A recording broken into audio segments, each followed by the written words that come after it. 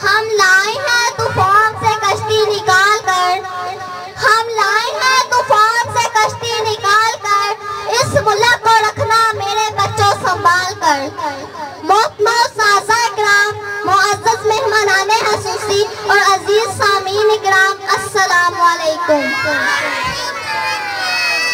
आज इस मौजू पर मुझे लफ्ज़ कुशाई का मौका मिला है, उसका अन्वान है लहू बोलता है। 6 सितंबर 1965, जनाब वाला 6 सितंबर 1965 ये वो दिन था कि जब हमारे दुश्मन मुल्क बात ने हमारे वतन पर कब्जा करने की एक नाकाम कोशिश की थी, मगर हमारा दुश्मन एक बात भूल बैठा था कि वो जिस मुल्क पर कब्जा करने जा रहा है, इस धरती की हिफाजत के लिए उसके दानसारों का लहू बोलता है। उसकी बुनियाद रास्ते मदीना पाक की तरह ला इलाहा इल्लल्लाह मुहम्मदुर रसूलुल्लाह पर है। जनाब सदर, दुश्मन एक बात भूल बैठा था कि जनाब सदर, जब करबला के मैदान में हजरत इमाम हुसैन ने यजीद के आगे इल्म हक बुलंद किया और सर झुकाने से इनकार किया, तो उन्होंने साबित किया कि लहू बोलता है। जब पाकिस्तान फौज ने अपने सीनों पर बम बांधे, तो उन्होंने साबित किया कि लहू बोलता है।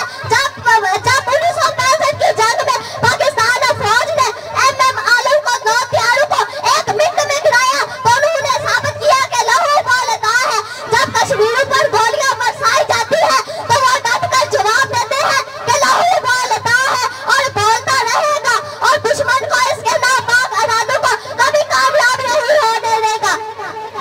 इन्हीं अल्फाज के साथ अपनी गुफ्तगू वाइंड अप करती हूँ।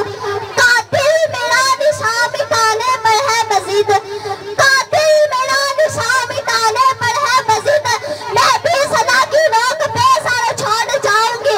लश्कर करेगा मेरी दलेरी के तस्करे, मर के भी जिंदगी की खबर छोड़ जाऊंगी, मर के भी जिंदगी की खबर छोड़ जाऊंगी। पाकिस्तान